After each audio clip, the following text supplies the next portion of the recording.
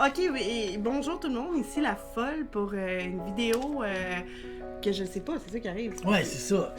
Dans le fond, je vais lui poser 5 questions et elle va y répondre. Et c'est des questions qui ont jamais été vraiment répondues à travers les années. Ça fait Dans 50 le jeu de ans. rôle. C'est ça fait 50 ans que ça existe. Puis là, 50 ans, il se posait ces questions-là. Puis je vais lui poser, voir son opinion par rapport à ça. C'est Etu Game qui a fait une vidéo là-dessus. Puis je disais, je vais lui poser ces questions-là.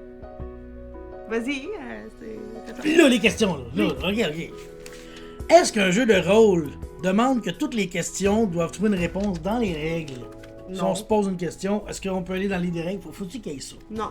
Non. Non, mais moi je suis vraiment pas ce type de joueur-là. Là. Je suis pas cette tactique. Tu vois, c'est ça. Faut que ce soit le feeling, que ce soit la oui. règle du coup aussi. Puis, je veux dire, les maîtres de jeu, ils doivent avoir assez confiance en eux pour faire place à une interprétation de la situation, parce que chaque situation doit être unique, tu sais, je veux pas. Fait que selon l'enjeu qu'ils sont en train de confronter, il y a peut-être des choses qui peuvent Mais changer. un jeu, tu sais, là, genre, par exemple, Donjon Dragon, t'as une liste de skills. Ouais. OK?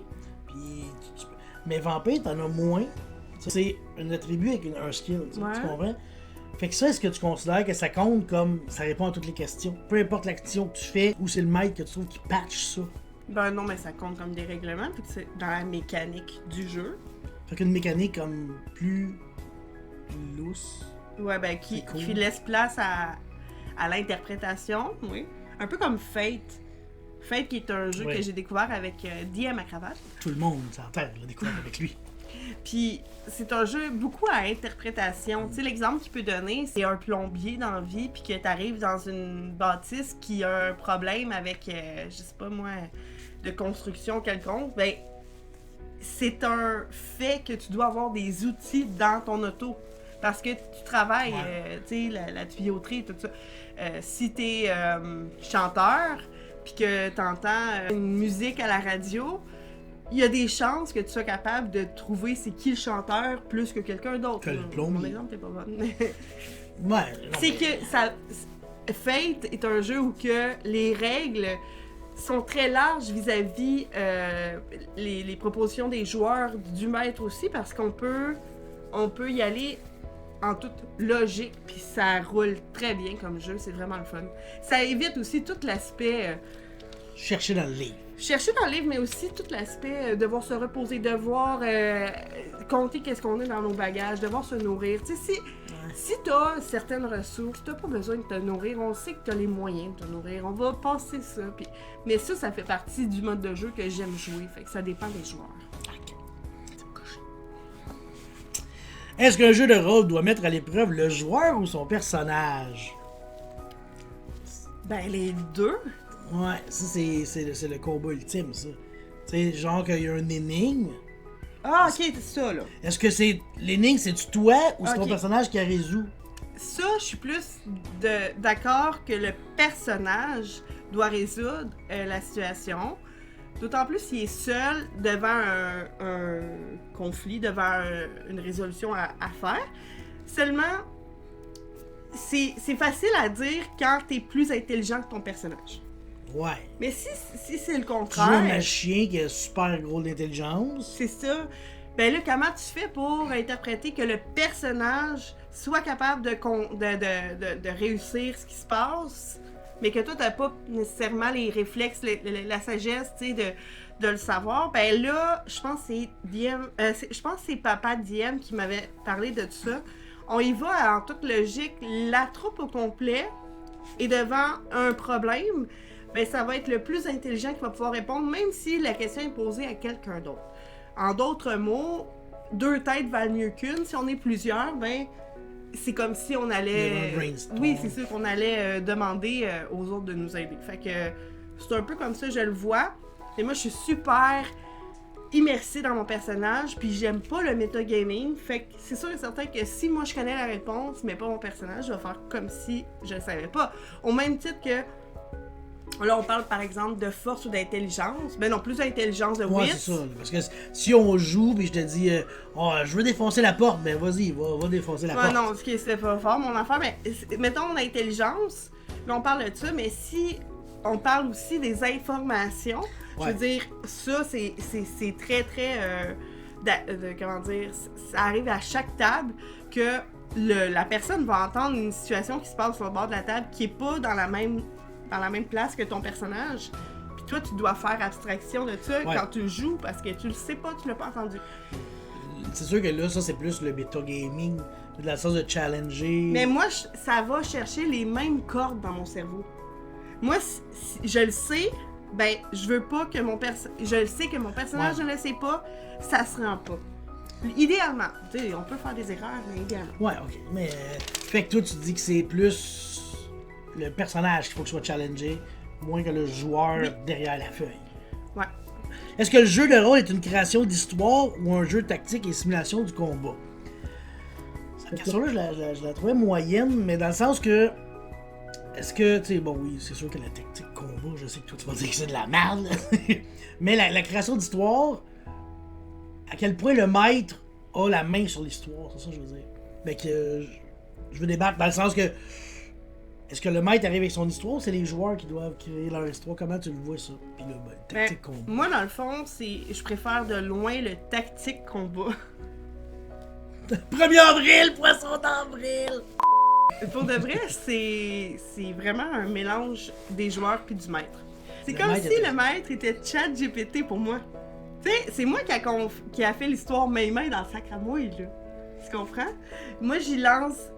je vomis ma façon de jouer sur table. Je trouve que c'est le meilleur terme. Je trouve que mes maîtres vont dire oui, effectivement, des fois tu vomis ta façon de jouer. Puis après ça, mon maître, ChatGPT, va me dire ok, parfait, ça apporte telle conséquence. Tu penses à ça? Non. Ben ok, ça apporte telle conséquence. Fait qu'on va vivre avec ça. Puis des fois, le maître a des excellentes idées, une meilleure connaissance du jeu et aussi un agenda pour ses personnages non-joueurs qui font en sorte que ça va nous amener à quelque part. Fait que c'est un beau mariage entre les joueurs. Fait que t'aimes mieux un maître arbitre que storyteller, mettons. Ben, je veux pas un maître qui sait pas où il s'en va. Mais tous les maîtres ont ça, je pense. Non, pas tous les maîtres. Il y en a qui arrivent, puis ils sont sandbox, puis faites ce que vous voulez. Mais je dis. Puis là, ils agissent par la suite avec ça. Mais c'est ça. Mais non, pas tu juste veux qu'il y ait ça. déjà une trame. Moi, je crois que dans la vie, l'équilibre, c'est important. D'accord. Allons-y comme ça. Est-ce que le jeu de rôle demande à ce qu'il y ait le bien et le mal? Ça veut pas dire que la conception du bien et du mal est la même que l'humanité sur Terre. OK. En d'autres mots... Pour développer, s'il vous plaît. Ben, OK. Un exemple parmi tant d'autres. Si un jeu de rôle parle de vampires, par exemple, ben leur bien n'est pas basé sur l'humanité, justement. Ouais. L'humanité devient comme du bétail. Donc, les rapports avec l'éthique, puis les conséquences sociales, tout ça change la perspective du bien et du mal. Fait que, voilà. Ouais, t'as le bien puis le mal, mais là, c'est que tu te ramasses comme à jouer dans le mal, mettons, on va dire ça de même. Oui, mais pour eux, pour sont-ils méchants? Non. C'est ça, ils sont comme... un humain qui regarderait, fait comme, ils sont bien méchants, ces gens-là, mais entre eux autres... Ils ont ils ont des buts, tu sais. Ouais, c'est ça, le gentil, il utilisera pas Dominate, tu sais. Mais, tu sais, ça, c'est un exemple, vampire, mais je suis fatigante avec ça, fait que je vais essayer de trouver un autre exemple. Mettons, dans le jeu Fate qu'on est en train de jouer, on a 3 personnages chaque joueur, donc on a des nobles, on a des criminels et on a des militants, des militaires.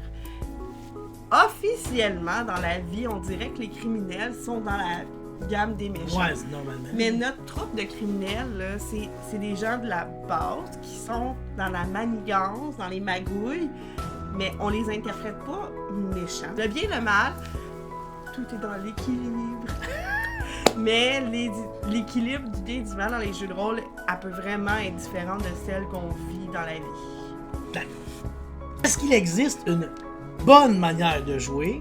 Et est-ce que cette façon est dictée par le créateur du jeu? Puis ça, c'est une question à laquelle personne n'a jamais réussi à répondre. Ben, c'est qu'il y a toujours eu de la stinade à 100%, là. Mais mettons... Il y a vraiment des gens qui disent il y a une seule façon de jouer.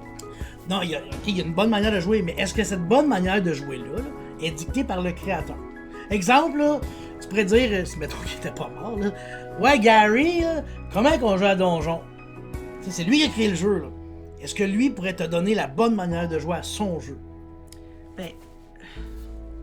Oui. Sauf que. L'équilibre. Tout est une question d'équilibre. Non, mais pour vrai, tu joues bien comme ça te tente pour être heureux. Donc, la bonne manière de jouer, c'est pas le créateur qui va te la donner. Mais non, mais c'est sûr et certain qu'il y a une base.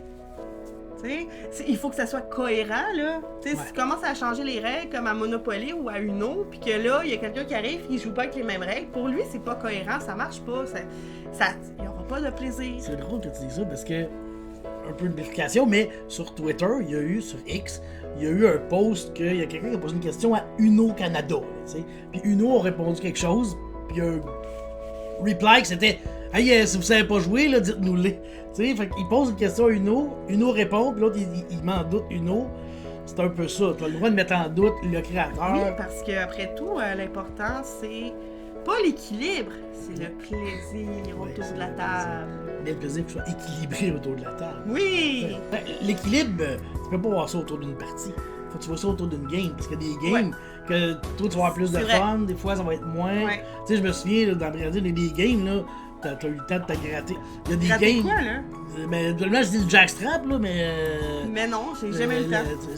Non, mais il y a des games, tu te dis, ah, j'ai moins fait d'affaires ce soir. Oui, comme la dernière game. On a parlé de Mommy Chirus tout le long. Mais t'en as pas vraiment parlé de toi. Pas beaucoup. T'as pas dit ça. Mais il y a d'autres games que tu vas être plus à l'avant puis plus flashé. Oui. Fait qu'au final, la bonne manière de jouer, c'est celle qui crée du plaisir pour tout le monde. Oui, puis qu'il y ait déjà un espèce de cadre qui a été installé par les joueurs et le maître. Ouais. Mais c'est pas obligé d'être exactement la même cadre que Gary. Non, effectivement. Désolé, Gary, de l'autre monde. C'est ça, c'était ça les 5 questions. Ben, en fait, c'est plus un exercice de. Là, moi, j'ai pas répondu à ces questions-là, mais je me dis, j'aurais peut-être des réponses peut-être différentes parce que je viens de la vieille école. Ouais. La nouvelle école, la vieille école. Tu sais, moi, là, je parle avec les vieux, là. Je les nommerai pas, là. Tu sais, ben, lui, ok, on va les nommer.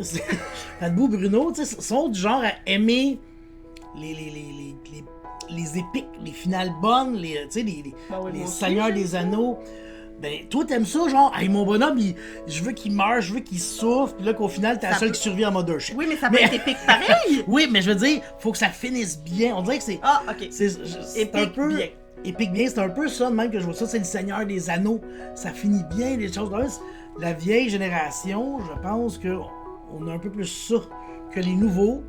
Puis les plus nouveaux encore, là, eux autres, ils aiment ça, jouer dans la misère de leur adolescence. Ah, mais arrête. Ça, c'est peut-être une impression que j'ai. Mais ça, tu vois, moi, là, il y a de quoi qui me tracasse avec ces questions-là. Mm-hmm. Puis je pense que ces questions-là, puis l'intervention que tu viens d'avoir aussi, c'est quelque chose qui... Ça rentre-tu dans le micro, ça, nos enfants qui Oui, crient? les enfants qui crient, vous devez les entendre, on s'excuse. On les fait garder présentement pour faire la Mais vidéo. genre l'autre bord de la par porte. ma grande fille. Puis ils ont bien du fun à crier, fait que parle juste plus fort un peu. Fait que l'idée, c'est que je voulais dire, c'est que quand on est derrière un écran, puis qu'on donne son avis, puis qu'on a donc l'impression d'avoir la vérité infuse, là, moi, je trouve que ça a pas beaucoup de sens. Puis toi, t'es comme, ah, ceux qui jouent aux enfants monstrueux! Ouais, pis ça, Chris, toi, t'aimes les vampires. J'ai dit Chris, parce que. T'aimes les vampires, y'en a qui aiment pas les vampires. Ah non, je sais. Bon, ben eux, s'ils veulent jouer des mutants, là, adolescents. C'est leur problème. Sors de ma vidéo, je suis plus capable des vieux fatigants comme toi! T'as les questions. Je vais finir la vidéo, tout ça. Parce que je suis tannée du clash de génération qui est entre moi et Sébastien. Peux-tu couper des enfants, pas de problème. Alors, pour finir, je vais avoir une question bonus à me poser. Réanne, que penses-tu des games où que des joueurs ne sont pas présents? Est-ce que tu dois... Comment ça fonctionne? Est-ce qu'on continue la game? Est-ce que le joueur est comme en mode hold? Est-ce que le joueur... son agenda avance, mais en parallèle, est-ce qu'il est malade? Qu'est-ce qui se passe? Est-ce que vous arrêtez la game? Est-ce que vous ne la faites juste pas? C'est une excellente question, Andréane. Moi, j'aime bien l'idée qu'on continue la game, puis on y va, dans les circonstances, de ce qu'il y a de plus logique. Un peu comme ça va avec toutes les questions qu'on vient de me poser par le vieux sénile là, qui était ici il y a quelques instants.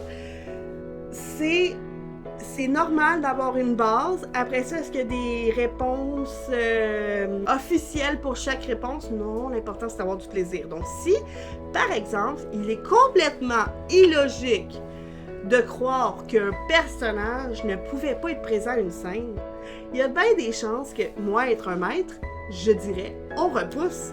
Parce que c'est le mariage du personnage. On peut pas faire abstraction de tout ça. Si, par exemple, le personnage, c'est un change-peau, c'est quelqu'un qui peut se transformer en oiseau, on peut très bien dire, puis qu'il n'y a pas vraiment de grosses scènes qui lui appartient pour les prochaines sessions, pour la prochaine session nécessairement, il peut très bien dire il a été chassé pendant ce temps-là ou il a été porté une information quelconque à un autre camp. Fait que c'est ça ma réponse. Merci beaucoup, Andréane. De rien.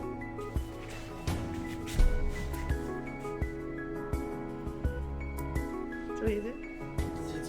Mais moi, je suis pas rancunière dans la vie. Fait que c'est tout pour la vidéo? Ben oui, il y avait 5 questions plus la tienne que tu t'es posée de plus. C'était bonne, hein? C'était quand même surprenant. Bye, je vous aime. Bye.